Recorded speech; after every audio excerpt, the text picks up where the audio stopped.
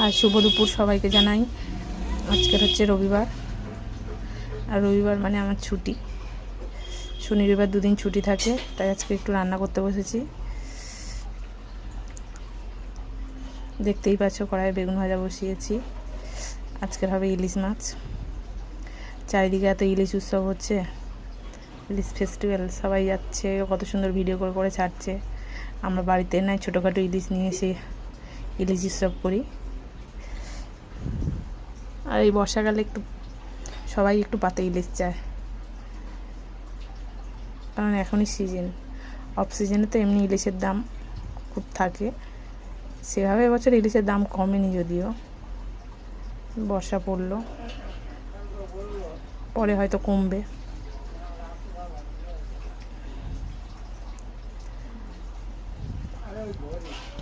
কালো জিরে ফোড়ন দিয়েই করবো আজকের, জিরে আর কাঁচা লঙ্কা বাটা দিয়ে।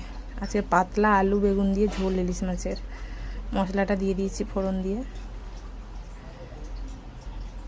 হালকা একটু মশলাটা ফুটবে, তারপরে এর মধ্যে একটু হলুদ দিয়ে দেবো।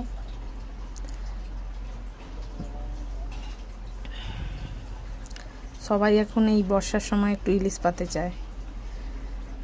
অফ সিজনেও ইলিশ পাওয়া যায়, কিন্তু সেভাবে টেস্ট হয় না। এখন যেহেতু কাঁচা ইলিশটা ওঠে মার্কেটে, আর অফ সিজনে তো স্টোরেজ মাল পাওয়া যায়। খুব বড় না ইলিশ মাছটা, ছোটোই, দেখতেই পাচ্ছেন আপনারা। হালকা ঢাকা দিয়ে নিলাম, এবার একটু উল্টে পাল্টে দেবো। আমরা এভাবেই ইলিশ মাছ করে থাকি, কারণ ভাজলে ইলিশ মাছের টেস্ট পাওয়া যায় না। কাঁচা ইলিশের যা একটা টেস্ট, ওটা ভেজে করলে মাছটা রুটো হয়ে যায়, সফটনেসটা থাকে না। কাঁচা লঙ্কা দিয়ে দেবো। এই পাতলা ঝোলটা ইলিশ মাছে খুব ভালো লাগে, তার সঙ্গে বেগুন যদি থাকে, বেগুনের টেস্টটা তো আরও দুর্দান্ত হয় ইলিশ মাছে। জল দিয়ে দিলাম, আলু বেগুনগুলো দিয়ে দিয়েছি, এবার ফুটবে, ঢাকা দিয়ে দেবো এর উপরে। আমার মেয়েও খুব ইলিশ মাছ পছন্দ করে, একটু বেশি দিতে হয়, খুব ভালোবাসে ও ইলিশ মাছ। 10 মিনিট পর আবার ঢাকনাটা খুলে একটু নেড়ে নেবো। সর্ষে পোস্ত দিয়ে করলে ওই সেম একইভাবেই করি, শুধু মশলাটাই চেঞ্জ হয়ে যায়।